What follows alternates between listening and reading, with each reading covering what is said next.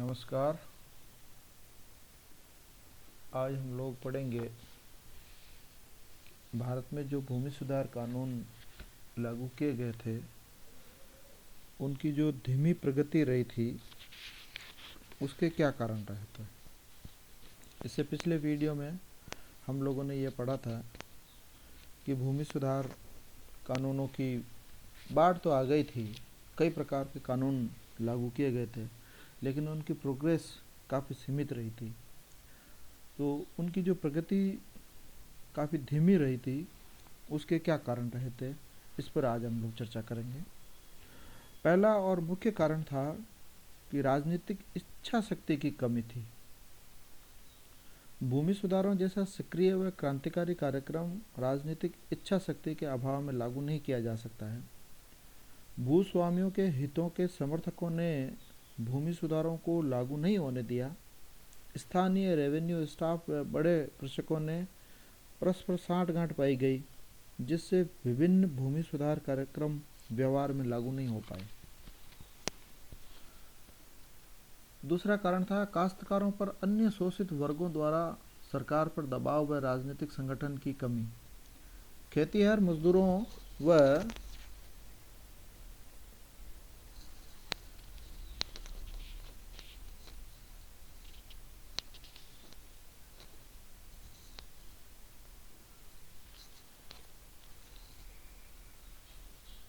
को संगठित करना नितांत आवश्यक हो गया था।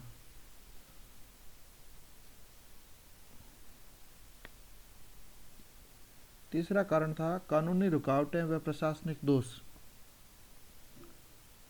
कानूनों में दोष रह जाने से भूमि स्वामी मुकदमेबाजों का सहारा लेते रहे और उन कानूनों को लागू होने से रुकवाते रहे।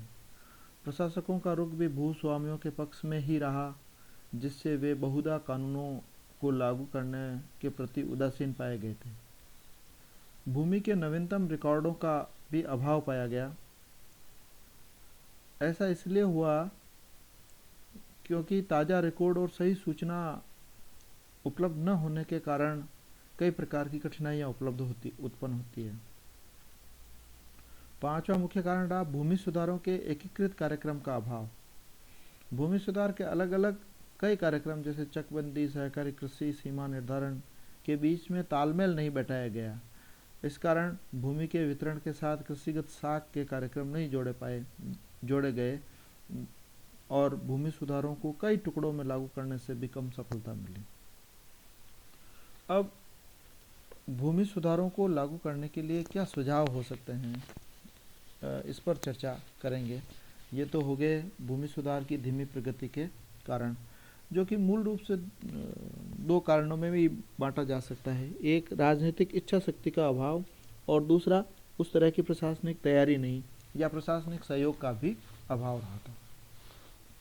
लेकिन भूमि सुधारों को लागू करने के संबंध में आवश्यक सुझाव इस प्रकार से हैं कि भूमि के नवीनतम रिकॉर्ड शीघ्र तैयार करके इनका कंप्यूटरीकरण किया जाए और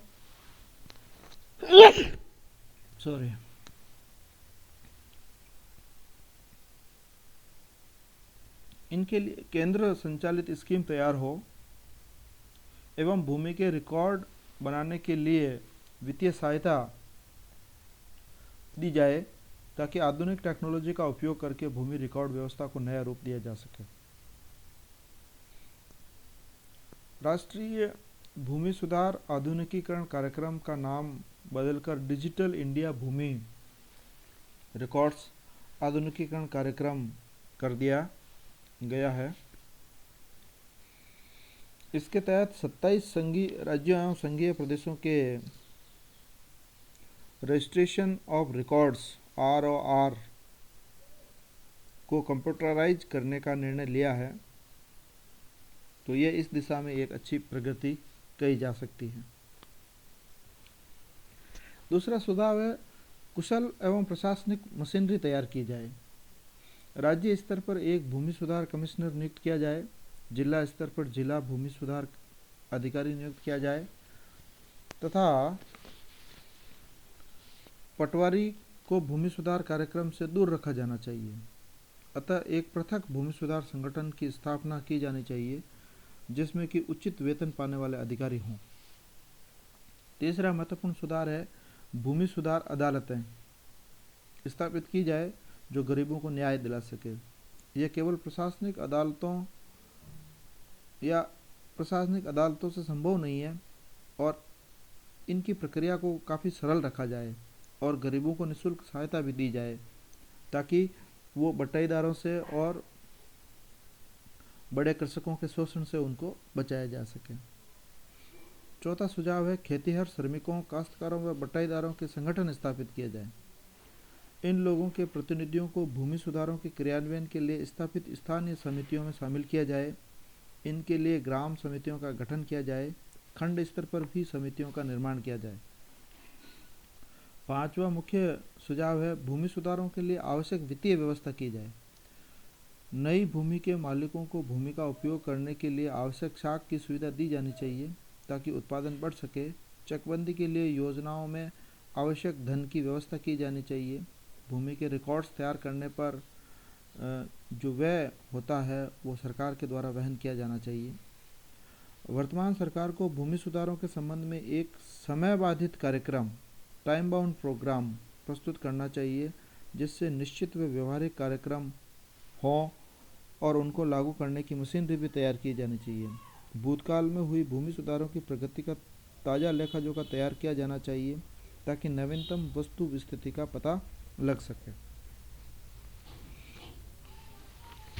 इसके अलावा भूमि सुधार कानूनों को संविधान की नवी अनुसूची में शामिल किया जाना चाहिए ताकि लागू करने की दिशा में एक महत्वपूर्ण कदम माना जा सके।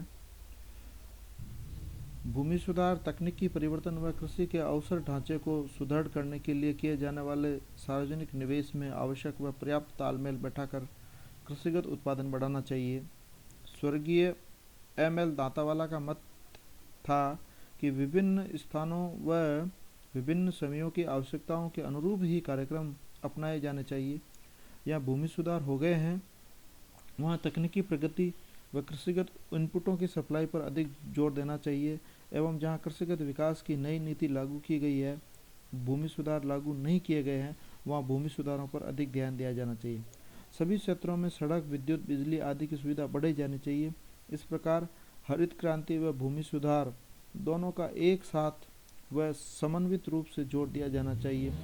सभी ग्रामीण अर्थव्यवस्था अधिक उत्पादक, अधिक न्यायसंगत व अधिक प्रगतिशील बन सकेगी। भूमि सुधार व तकनीकी परिवर्तन दोनों की समान रूप से आवश्यकता है। भूमि सुधार तकनीकी परिवर्तन के लिए आवश्यक पृष्ठभूमि बनाते हैं तथा तकनीकी परिवर्तन कृषिगत विकास की दर को ऊंचा करने में सहायक होते हैं। सरकार समन्वित जल ग्रहण प्रबंधन कार्यक्रमों पर भी काफ़ी बल देना चाहिए। इस प्रकार से अगर इन सुझावों पर काम किया जाए तो भूमि सुधारों की प्रगति को काफ़ी तेज़ किया जा सकता है और लोगों के हितों को सुरक्षित किया जा सकता है। अप्रैल 2016 में भूमि सुधारों के लिए 3 विधेयक पारित करने का नया कदम बढ़ाया गया है। इसमें है राजस्थान शहरी भूमि टाइटल्स व सर्टिफिकेशन विधेयक, जिसके तहत राज्य भूमि के खरीदारों को स्वामित्व की गारंटी व एक सर्टिफिकेट देगा। भूमि पुलिंग स्कीम विधेयक पारित किया गया, जिसके तहत विकास प्राधिकरण को मुआवजा नहीं देना होगा और न ही प्रारंभिक निवेश करना होगा। लोगों को 55% विकसित भूमि दी जाएगी जिसका मूल्य काफ़ी ऊंचा होगा। विशेष निवेश प्रदेश विधेयक भी पारित किया गया, जिसके तहत सरकार भूमि का अधिग्रहण कर सकती है। इस प्रकार से इन सुझावों के साथ भूमि सुधार वाले चैप्टर को यहीं पे ख़त्म करते हैं। और याद रखिए, भूमि सुधारों पर एक अच्छा और बड़ा सवाल हर परीक्षा के अंदर आता है, तो आप लोग उस पर ध्यान देंगे और ये जो 3 वीडियो जो बनाए हैं भूमि सुधार से संबंधित, उस पर आप अच्छा अध्ययन करेंगे। धन्यवाद।